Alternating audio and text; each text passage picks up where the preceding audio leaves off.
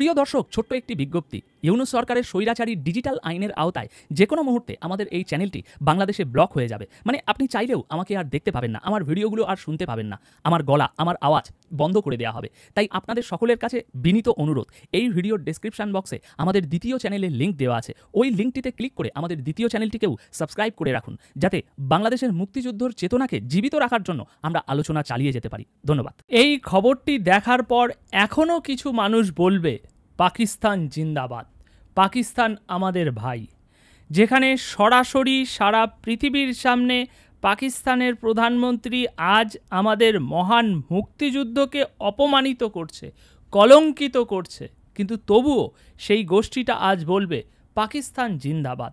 এবং পাকিস্তানের প্রধানমন্ত্রী কেন এরকম কথা বলেছে তার হাজার একটা কারণ ব্যাখ্যা করবে আপনার সামনে। আজ এরা ৭১-এর মুক্তিযুদ্ধকে ভালোবাসে, ৭১-এর মুক্তিযুদ্ধের চেতনাকে ধারণ করে, এই বহুরূপী বেশ পরে সমাজে ঘুরে বেড়াচ্ছে।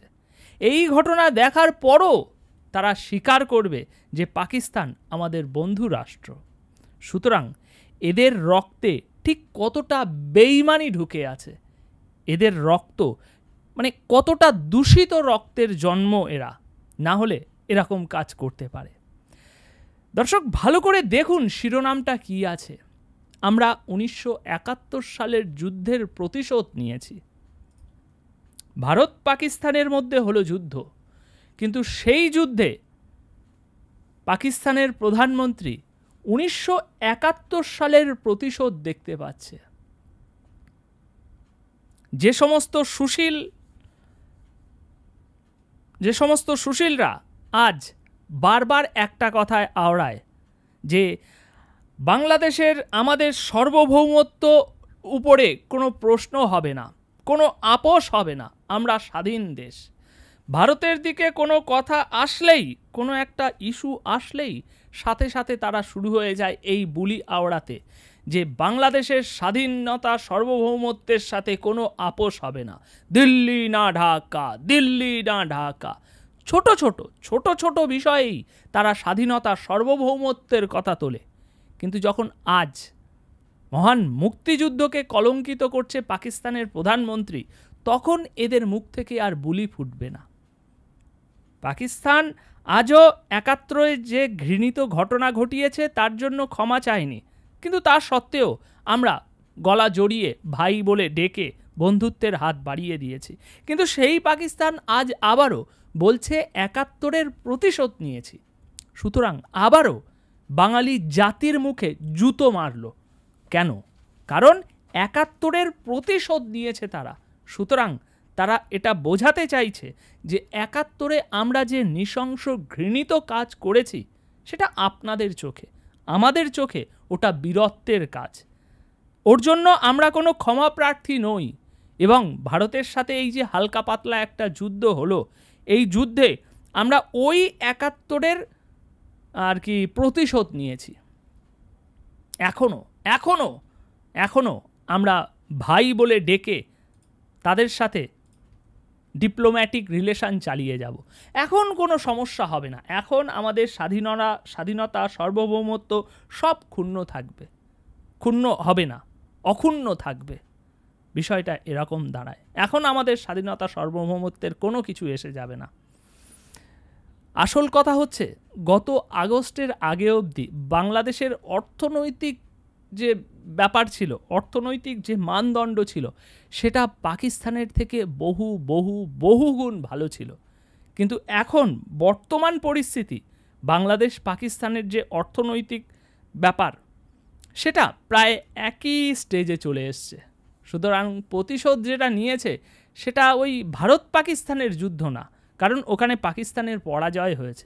প্রতিশোধ যেটা নিয়েছে সেটা এই আগস্টের অভ্যুত্থান যেটা হয়েছে, এই অভ্যুত্থানের মাধ্যমে সেই ৭১-এর প্রতিশোধ নিয়েছে। এটাই আসল প্রতিশোধ। এখন এই খবরটা নিয়ে বাংলাদেশ ব্যাপকভাবে ঢালাওভাবে প্রচার করবে না। হ্যাঁ, নিউজ করেছে, একটা দুটো নিউজ হয়েছে, যেমন এই আপনি দেখছেন, কিন্তু এই নিউজটা নিয়ে ব্যাপক চুলচেরা বিশ্লেষণ, আলোচনা, নানা রকম প্রতিবেদন পাবলিশ করা, এগুলো বাংলাদেশের গণমাধ্যমে এখন আর হবে না।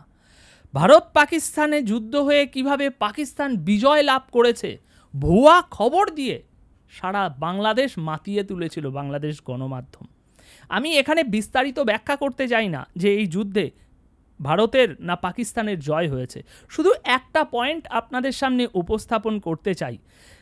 পাকিস্তান যে দাবিগুলো করেছিল যে ভারতের আমরা এই রাফাল ফাইটার জেট মেরেছি, অমুক জায়গা ধ্বংস করেছি, তমুক জায়গা ধ্বংস করেছি, এবার সেই ধ্বংস করার স্টেটমেন্ট দেওয়ার পর সিএনএন তার রিপোর্টার যখন জিজ্ঞাসা করছে পাকিস্তানের আপনার প্রতিরক্ষা মন্ত্রীর কাছে যে আপনি যে দাবি করেছেন এই যে ভারতের রাফেল যুদ্ধবিমান ভেঙেছেন, অমুক করেছেন, তমুক করেছেন, তো তার কিছু এভিডেন্স আমাদেরকে দিন, আমরা সারা পৃথিবীকে দেখাই।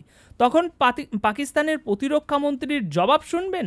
পাকিস্তানের প্রতিরক্ষা মন্ত্রী জবাব দিচ্ছে যে আমরা এই যে ভারতের এই যে জিনিসগুলো ধ্বংস করেছি এর প্রমাণ ভারতের সোশ্যাল মিডিয়াতে পড়ে আছে, যান এই ভিডিও প্রুফ দেখে আসুন ইন্টারনেটে গিয়ে। সুতরাং এবার কি বলবেন, পাকিস্তান জয়ী হয়েছে না বিজয়ী হয়েছে? অন্যদিকে ভারত কিভাবে আর কি হামলা করেছে, কোন কোন জায়গা ধ্বংস করেছে, ভিডিও ফুটেজ সহ, এন্ড ভিডিও ফুটেজ সহ সারা পৃথিবীকে দেখিয়েছে। ভারতীয় যুদ্ধবিমান কিভাবে কোথায় গিয়েছে, কিভাবে বোমা ফেলেছে, সেই ধ্বংসযজ্ঞের আগে পর্যন্ত যা ভিডিও ক্যাপচার হয়েছে সারা দুনিয়াকে দেখিয়েছে। এবং পাকিস্তানের মন্ত্রীরা যে দাবি করেছিল ভারতের অমুক এয়ারবেস আমরা উড়িয়ে দিয়েছি, বাংলাদেশের মিডিয়া একেবারে ঢালাওভাবে প্রচার করেছিল সেটা। সেই বিমানবন্দরে প্রধানমন্ত্রী মোদি গিয়ে নিজে ভাষণ দিয়ে এসেছে এবং সারা পৃথিবীকে দেখিয়েছে এই দেখুন সেই বিমানবন্দর। যেদিন বলেছে তার পরের দিন গিয়ে সেই বিমানবন্দর সারা পৃথিবীর সামনে দেখিয়ে এসেছে যে একদম সুরক্ষিত আছে। কিন্তু ভারত এখনো পর্যন্ত যে যে দাবিগুলো করেছে, আমরা অমুক বিমানবন্দর ধ্বংস করেছি, অমুক বিমানবন্দর ধ্বংস করেছি, সেই বিমানবন্দরের কোনো ফুটেজ এখনও পাকিস্তান দেখাতে পারেনি। উপরন্তু তারা বলছে আমরা যে ধ্বংসযজ্ঞ চালিয়েছি ভারতে তার প্রমাণ সোশ্যাল মিডিয়াতে পড়ে আছে। কে বলছে? পাকিস্তানের প্রতিরক্ষা মন্ত্রী বলছে। সুতরাং এই পাকিস্তানপন্থীদের বোঝানো সম্ভব নয় এবং তাদেরকে এই যতই প্রমাণ আনি না কেন তাদের কাছে এটা প্রমাণ করাই যাবে না যে পাকিস্তান এখানে পরাজিত হয়েছে, কারণ তাদের অবৈধ ভাবছে। সুতরাং দর্শক, এটা ভাবার আর কোনো অবকাশ নেই যে ৭১-এ যে ঘৃণিত ঘটনা ঘটিয়েছে পাকিস্তান, হয়তো তার জন্য আগামীতে গিয়ে কখনো ক্ষমা প্রার্থী হতে পারে পাকিস্তান। না, পাকিস্তানের আজকের এই বয়ান, পাকিস্তানের প্রধানমন্ত্রীর মুখ থেকে যা বেরিয়েছে, এটা থেকে একদম স্পষ্ট যে ১৯৭১-এ যা ঘটেছে এবং তারা যা ঘটিয়েছে তার জন্য তারা কোনোদিনও ক্ষমাপ্রার্থী হবে না। এবং ১৯৭১-এ যা ঘটিয়েছে সেটার জন্য তারা লজ্জিত নয়, সেটার জন্য তারা গর্বিত।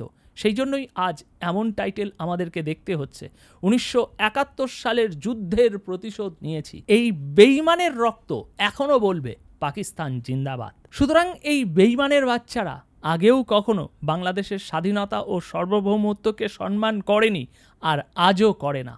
তারা পাকিস্তানের স্বাধীনতা ও সার্বভৌমত্বকে সম্মান করে এবং সর্বোচ্চ চেষ্টা করে যে এই বাংলাদেশটাও পূর্ব পাকিস্তান হয়ে যাক।